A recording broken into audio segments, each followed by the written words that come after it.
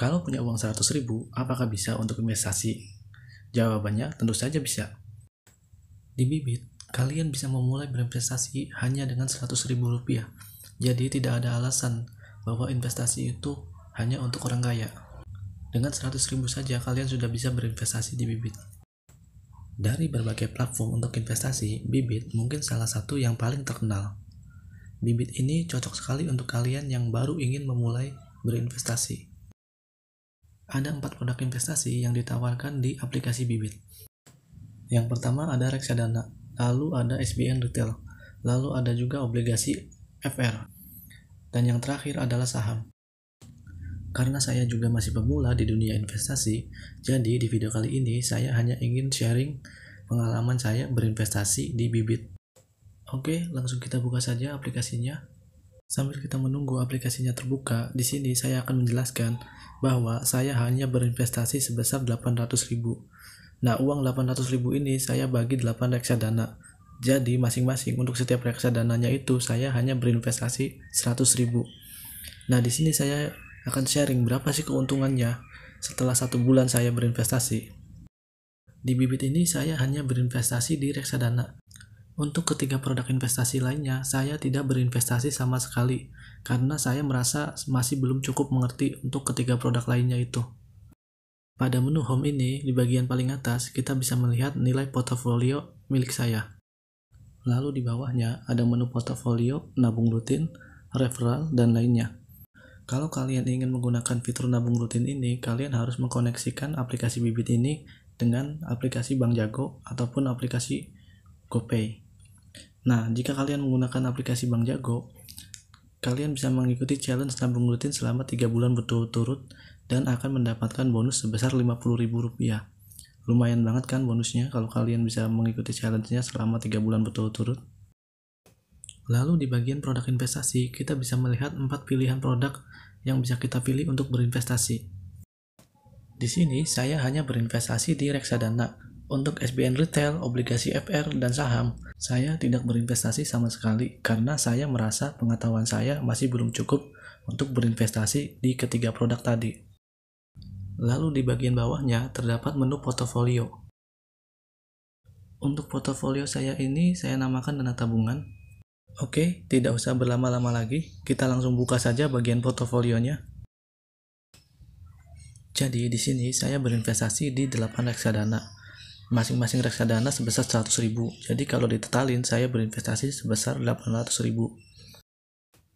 Selama 1 bulan berinvestasi, dari total modal sebesar 800.000, keuntungan totalnya adalah sebesar 2% atau 22.000. Kalau kalian merasa keuntungannya ini kecil sekali, tunggu dulu, ini adalah keuntungan totalnya. Keuntungannya terasa kecil karena ini adalah gabungan dari 8 reksadana yang profil risikonya dari mulai yang paling rendah sampai yang paling tinggi. Untuk yang profil risikonya rendah, tentu saja keuntungannya juga rendah. Untuk reksadana yang profil risikonya tinggi, seperti reksadana saham, tentu saja potensi keuntungannya jauh lebih tinggi daripada reksadana yang profil risikonya rendah. Tapi, tentu saja profil risikonya juga tinggi. Kalian juga bisa mengalami kerugian yang lebih besar daripada reksadana yang profil risikonya rendah. Selanjutnya kita akan bedah satu persatu reksadana yang ada di portofolio saya. Yang pertama kita buka dulu reksadana pendapatan tetap atau obligasi. Reksadana obligasi ini adalah reksadana yang risikonya lumayan rendah, tapi juga potensi keuntungannya lumayan kecil. Untuk reksadana obligasi ini terdapat 4 produk reksadana yang sudah saya beli, masing-masing sebesar Rp100.000. Yang pertama adalah Sukor Invest Syariah Sukuk Fund. Saat ini sudah mendapatkan keuntungan sebesar 0,40% atau Rp404. Yang kedua ada Sukor Invest Stable Fund. Sampai saat ini baru mendapatkan keuntungan sebesar 0,41% atau Rp408. Yang ketiga, ada BNI AM Dana Pendapatan Tetap Makara Investasi. Sampai saat ini baru mendapatkan keuntungan 0,80% atau Rp803. Dan yang terakhir ada Manulife Obligasi Unggulan Kelas A. keuntungannya baru mencapai 0,88% atau Rp879.